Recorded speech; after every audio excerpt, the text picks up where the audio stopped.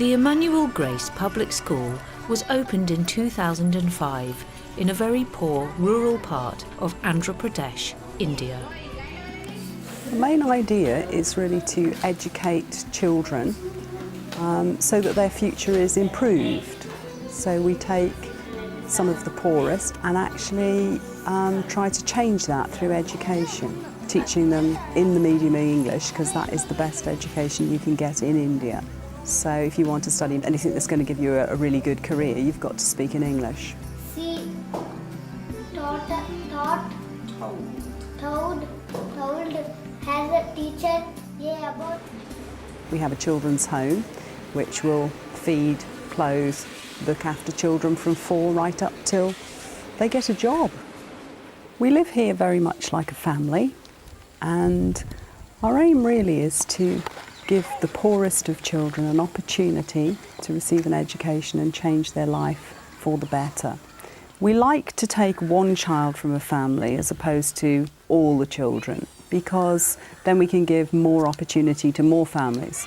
So if you educate, for example, the oldest son, ultimately he is going to be responsible for his parents as they grow old, his sisters and brothers. So if he has a good job, it means the family can be taken care of. There is a better chance of making a good marriage with someone who also has a good job, because that's considered very important here, that you make a good marriage from someone who's equal to you.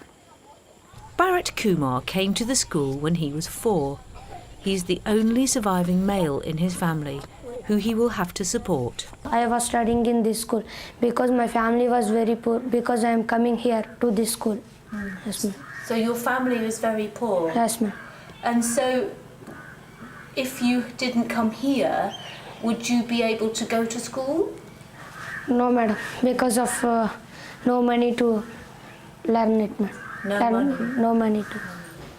When I become bigger, I will do the mechanical engineer.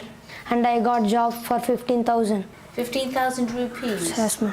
And is that a good amount of money? Yes, ma'am, for India, ma'am. In fact, that's 30 times as much as he could earn without an education, and more than enough to change life for the whole family. Discipline is strict, and the children are expected to work hard. When I come to this school, I learn so many things from this school because I like this school very much.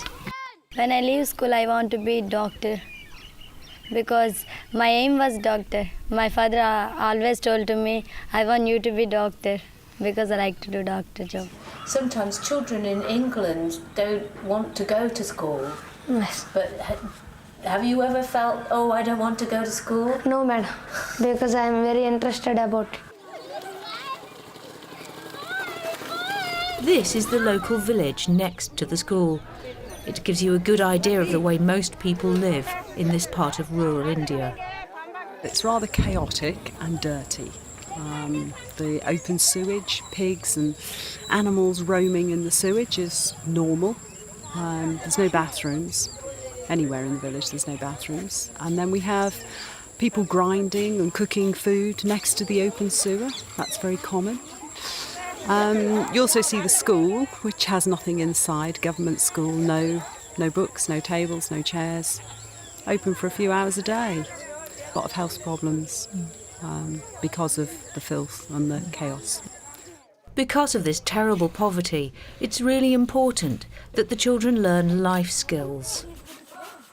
Not knowing how to use a bathroom would sound crazy to somebody in the Western world, but here most of our kids don't have a bathroom. In fact, the village that we're outside of, there are no bathrooms.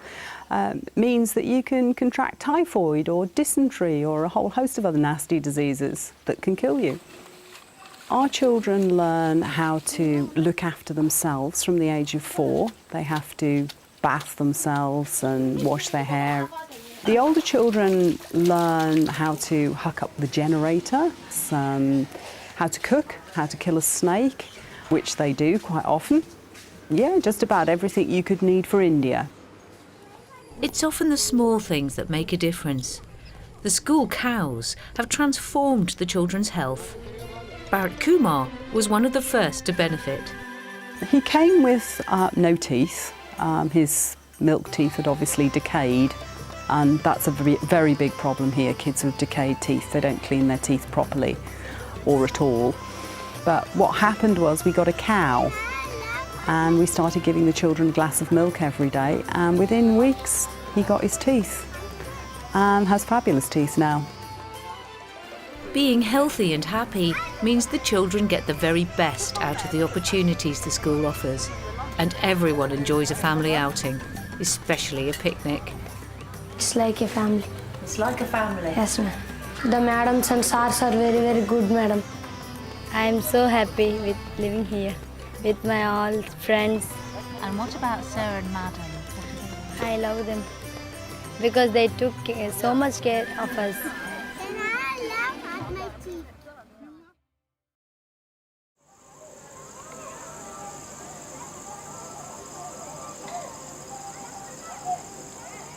We can learn some things that might help us when we need to touch Jesus.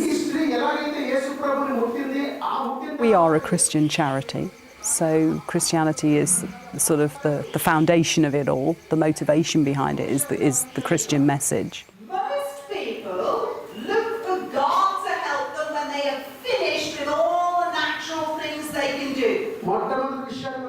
We have churches, we seek to establish churches. Christianity is quite highly respected in the community, even though the majority are Hindus. It is quite highly respected on the basis that Christians will help anybody, not just Christians. A lot of our children come from Hindu families, and they have absolutely no problem with the fact we are Christians, and we will teach their kids about Christianity and Christian songs. And Christianity brings change. It brings improvements in the way people live. We're surrounded in an area, it's very rural, we're surrounded by 300 plus villages who have never even heard the name of Jesus Christ. So that in itself is a bit of a monumental task to work out how you're going to do anything about that.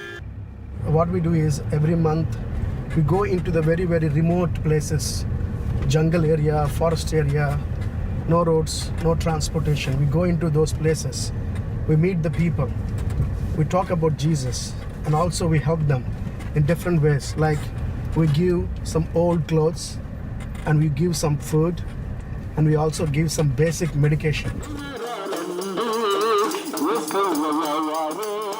Today, Pastor Samuel and his team are aiming to visit as many remote villages as they can. Most of them lack even basic facilities. Today, they find a very sick man. I have been praying for a man who lie down on the floor. He fall down from the tree. Everything is broken. So we are praying there. God help him and raise him from the position where he was. I feel so sorry and so sad because some people have such a very, very terrible life. Like they can't do anything, they can't go to hospital, they don't have enough money to go to the hospital and do something. That man is suffering with lack of food.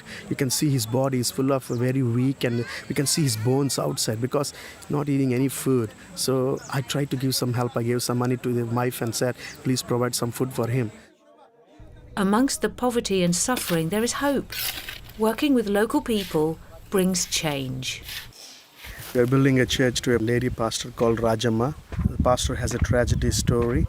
Husband left her with the 2 girls, and she came to this forest area working with the people, preaching the gospel, talking about Jesus. The people have really believed, and they took it to her. And then here we have almost 50 to 60 believers who are coming to worship the Lord. And here people are very, they have very little, so much little, and they don't have anything. So we thought we will build a church here because previously they're worshipping a Lord in a small hut. And the problem with the hut is whenever there is a big wind, it blows away and the people can't worship. And these people need some sort of encouragement. And this place will give them encouragement, and they can see that God is working here. At first, Rajamma faced hostility from locals who were not Christian. But she was determined, and now people come from miles away to worship here. Okay. In early time, she had a problem with the people in the village. They used to come here and tell them not to worship, not to do any songs, not to do anything here. Stop worshipping and stop doing all these things. But she instead of criticizing, what she did was, she was praying for the people, praying for their animals, praying for the children, praying for the families. So everybody recognized that these prayers are doing only for us, for our families, for our children, for us good. So we should not stop them. The congregation will soon be able to move out of the grass hut and into the new church.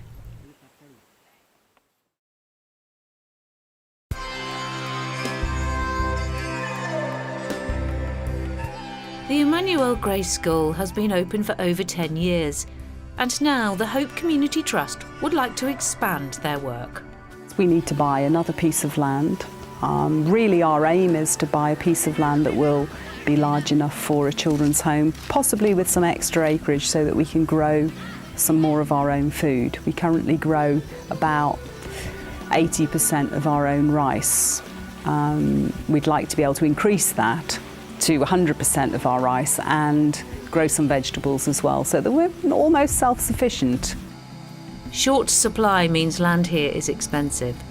The value of the school site has quadrupled in 10 years, but running costs are kept as low as possible. We don't pay anything we don't need to, so we don't pay for advertising and we don't pay for glossy magazines or anything like that. And people make donations. Sometimes they specify what they want us to spend the money on. Sometimes they tell us, do what you need with it, which is really helpful. And we just seek to do the very best we can with what we've got. We don't always know when it will come or how much it will be, but we, continue using our faith and trusting God to help us when there's a shortfall to meet the needs. But we focus on, the most important is feeding, clothing and educating the children, and the other growth, the other things that develop come after that. There's lots of things people can do. Obviously there are people who give us money.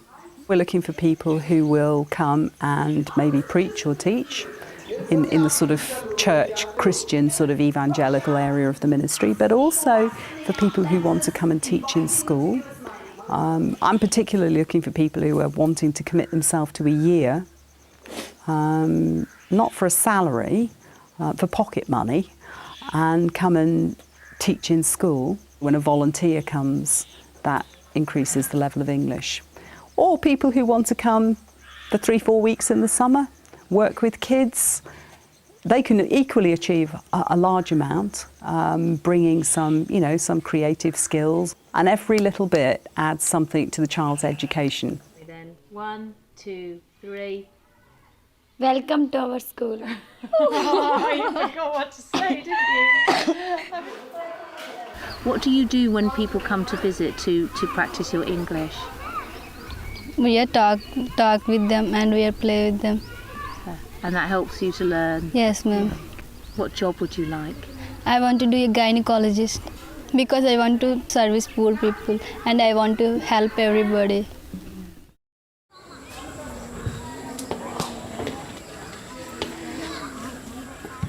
This is where we cook our food, and these stoves were built for us by one of our volunteers because we use a lot of wood and wood costs money. So these stoves actually save us a third of our wood, having been sort of specially designed so that we can cook with all the heat focused at this end. But the thing I like about them is they're so much safer than the original open fires with all the kids roaming about. John teaches at Helsdon High School in Norwich. He's been volunteering at Emmanuel Grace for 3 years now and has made several trips there. My involvement with the school for the last 3 times I've been out there is to build projects. For example, the children had nothing to sit on, they didn't have any desks, they didn't have any stools to sit on. So my first project was to build them for the kindergarten school, for the little ones to sit on and work on, instead of sitting on a concrete floor and using their satchel to write on. We've grown a relationship with the children over the years that they really know us well, and we feel as though we're part of the family. Pupils at Helsdon High have been getting involved too. Alfie Harrell has made a solar lamp which the children can use during the frequent power cuts. The components are really easy to make. With the plans out there, they should be able to manufacture more if they needed to. If a component wasn't quite right, they can make another one, or they can make a whole new product. The process of how we've constructed it should be simple enough for them to work. India being the sort of country it is, somebody will copy it and start to produce the same.